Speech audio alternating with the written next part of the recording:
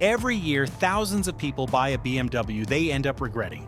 Not because BMW builds bad cars, but because they bought the wrong one. The decision that costs them thousands usually isn't made in the repair shop. It's made in about 30 seconds, standing in a parking lot staring at glossy paint, listening to a smooth idle, and convincing themselves they found the one. BMW builds some of the most rewarding driver's cars ever made. The steering, the balance, the engines, the way they come alive when you push them. It's why millions of enthusiasts swear by the brand. But that same engineering is also what makes buying the wrong BMW so expensive. One overlooked service record, one unreliable engine, one skipped inspection, that's all it takes to turn your dream car into a financial nightmare. In this documentary, we're breaking down the 10 biggest mistakes first-time BMW buyers make, the expensive assumptions, the overlooked warning signs, and the decisions that separate buyers who enjoy years of ownership from those who spend their weekends chasing repairs. If you're thinking about buying your first BMW, watch this video before you sign anything. It could save you thousands of dollars and months of frustration. Mistake 1. Buying with your heart instead of the service history. The cleanest looking BMW isn't always the best BMW. Paint correction costs a few $100s. A detail job costs less than a tank of premium fuel. What doesn't cost a few $100s is a timing chain that was never serviced, or a cooling system that's been quietly cooking itself for 80,000 miles. A seller who invests in how the car looks and says almost nothing about what it needs is telling you something whether they mean to or not. Line up the dates and mileage on the service records against the current odometer. A 2-year gap with 10,000 miles added and nothing on paper to explain it is exactly where the deferred maintenance is hiding. Ask about that gap specifically, not in general terms. A seller with nothing to hide will remember exactly what happened during it. A move, a second car, a slow year. Vague answers about a specific window are rarely innocent. The paint tells you what the seller wants you to see. The paperwork tells you what actually happened. Trust the one that can't be buffed out. Picture 2 BMWs side by side. One is freshly detailed with no paperwork offered. The other looks average, but comes with a complete dated service history. 9 times out of 10, the second car is the better purchase. It's just the one fewer buyers choose because it doesn't win the parking lot test. Mistake 2, choosing the wrong BMW engine. Not every BMW engine deserves the same trust, and picking the wrong one for your budget is where a lot of first-time owners get hurt before they've even driven the car home. The N54 is a phenomenal engine. Twin-turbo, tuner favorite, genuinely quick, but it's known for high-pressure fuel pump and injector failures depending on mileage and whether those parts have already been replaced. The N20's timing chain guides are known to wear out earlier than owners expect, sometimes well ahead of 100,000 miles, depending on how the car was driven and maintained. The N63 is smooth and powerful, and it's known for burning oil fast enough that skipping a single check between changes can mean running dangerously low without warning. The B58, by contrast, is widely considered one of the most dependable engines BMW has built in years. There's a real trade-off buried in this decision. The engines with the strongest performance reputation, the N54, the N63, also carry the highest cost of entry once you factor in likely repairs. The B58 asks for less drama and gives up almost nothing in return. For a first BMW, that trade is usually worth making. Don't trust the trim badge to tell you what's under the hood. Pull the VIN, confirm the actual engine code, and know exactly what that engine is known for before you fall in love with the car sitting on top of it. And once you know the engine, ask targeted questions about it specifically. Not has anything been fixed, but has the fuel pump been replaced? Or when was the timing chain last inspected? Specific questions get honest answers. General ones get reassurance. 2 BMWs can look identical from the curb and carry completely different risk depending on which engine happens to be under the hood. The badge tells you the model. Only the engine code tells you what you're actually signing up for. Mistake 3. Buying the cheapest BMW you can find. A cheap BMW is rarely a cheap BMW for long. When a BMW is priced well below the market, it's rarely generosity. It's usually deferred maintenance, fluids overdue, bushings worn past their interval, gaskets seeping just slowly enough to ignore. Pay attention to how quickly a seller wants the deal done too. A rushed sale, a reluctance to answer questions, or pressure to skip steps is often the price of the discount showing itself before the mechanical problems do. That savings on the purchase price doesn't disappear. It just moves further down the road, waiting for you. The lowest price on the lot is often the highest price you'll actually pay. You're just paying it in installments instead of upfront, where you could have negotiated it. If two nearly identical BMWs are priced a few $1,000s apart, the cheaper one usually isn't a better deal. It's a car with more problems that hasn't been priced to reflect them yet. Do the math before you celebrate the discount. A car that's $3,000 cheaper but needs a $5,000 cooling system overhaul in its first year with you isn't a deal at all. It's a repair bill with a steering wheel attached. Mistake 4, skipping a pre-purchase inspection. A $200 inspection is the cheapest insurance you'll ever buy on a used BMW. An independent BMW specialist, not the dealer or seller, can catch a failing water pump, a leaking oil filter housing gasket, or a code that was conveniently cleared right before your test drive. Clearing a code doesn't fix what caused it. It just buys the seller a clean dashboard for exactly as long as your test drive lasts. Watch how they react when you suggest it. A seller with nothing to hide agrees without hesitation. One who suddenly finds reasons to delay is handing you information for free. Get the full written report, not just a verbal summary over the phone. A verbal, "it looked fine," from a shop you'll never speak to again is worth almost nothing. A written report with specific findings is something you can actually negotiate against. That report is also leverage, not just information. A confirmed oil leak or a marginal brake component doesn't necessarily mean walking away. It can mean renegotiating the price to cover the fix, with the seller's own numbers backing you up. Mistake 5, thinking low mileage means trouble-free. Low mileage feels safe. It isn't automatically.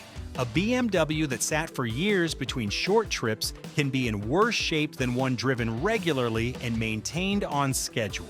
Seals dry out, fluids break down even while parked.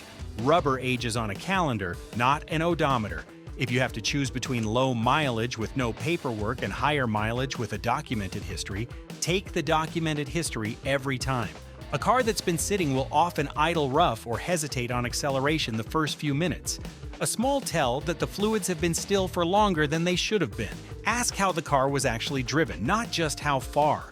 A low-mileage car used for short weekend errands has a different, sometimes worse wear pattern than a higher-mileage car driven consistently on longer commutes where fluids and components stayed properly warmed and circulated.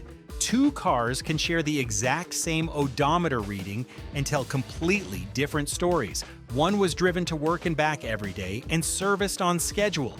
The other sat in a garage most weeks and only moved on weekends. The mileage is identical. The car underneath it isn't. Mistake 6, ignoring previous modifications. Every modification tells you something about how the car was actually driven. Lowering springs, tunes, aftermarket exhausts, cut rate wheels. None of these are automatic deal breakers, but they're always a signal worth reading.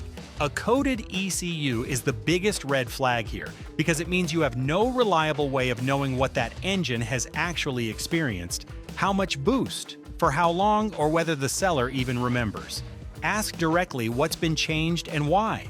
A seller proud of their work will tell you everything unprompted. One who gets vague about a set of wheels is usually hiding more than the wheels. If a tune has been installed, ask whether it's been reverted to stock before the sale and get that confirmed in writing.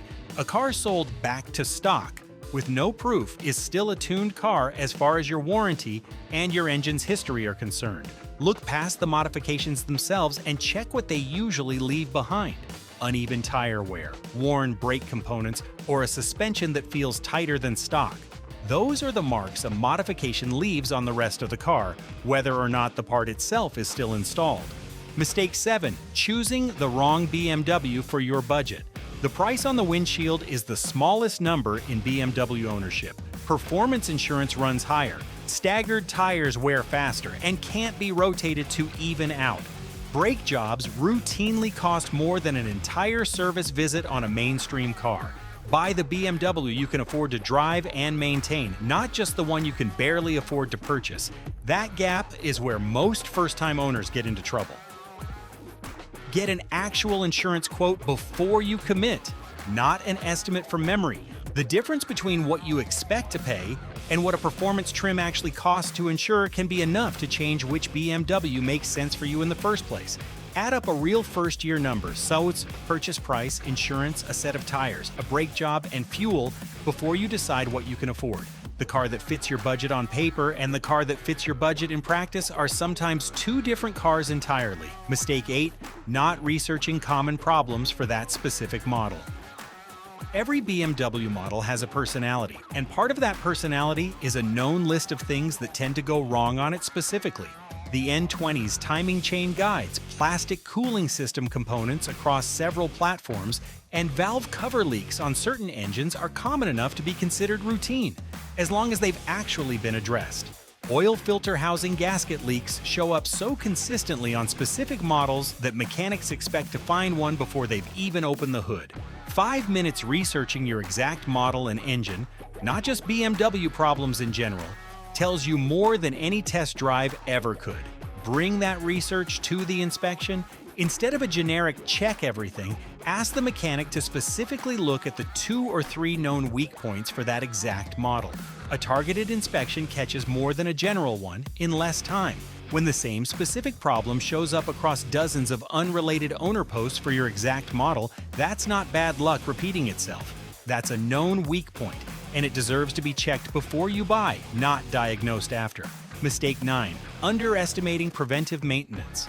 BMWs don't ask for much compared to other performance cars, but what they ask for on schedule, not on convenience. Fluids changed on schedule, gaskets replaced before they fail, not after. Bushings swapped when worn, not when they're dangerous. Ignition coils replaced as a set, not one at a time. Ask for the maintenance schedule, not just the repair history. Repairs tell you what already broke. A maintenance schedule tells you what's being prevented from breaking.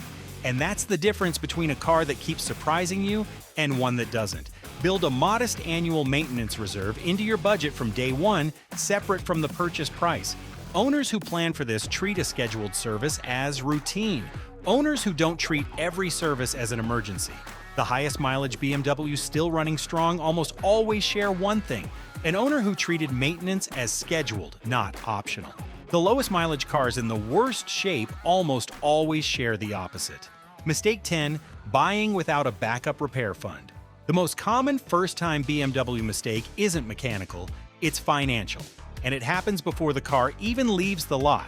Spending every available dollar on the purchase feels like a win, right up until the first unexpected repair, and with a used BMW, something eventually will come up, even on a well-bought car. Owners who keep even a modest repair fund in reserve are the ones who actually enjoy owning their BMW, because a $1,000 surprise is an inconvenience instead of a crisis. Owners who spend to zero are usually the ones parking the car in frustration a few months later, not because the car failed them, but because the budget never left room for owning it. A simple rule works well here. Set aside the equivalent of one major service before you even finish the purchase. If you can't comfortably do that, the car isn't within budget yet, no matter what the purchase price says. A year from now, the difference between an owner who loves their BMW and one who regrets it usually isn't the car they bought. It's whether they had a plan for the moment something eventually needed attention. A BMW rewards buyers who go in with their eyes open, know the engine, get the inspection, read the history line by line, understand your model's known issues before you fall for it. Keep something in reserve for the day something needs attention. None of this takes the joy out of buying your first BMW. If anything, it's the opposite. A buyer who's done this homework drives away with genuine confidence instead of crossed fingers, and that confidence is exactly what makes the next few years of ownership feel earned rather than lucky. Every mistake on this list is avoidable. Someone else already learned it the hard way, so you wouldn't have to. Let the paperwork, not the paint, make the final decision. From all of us here at Bimmer Insider, thanks for watching. We'll see you in the next one.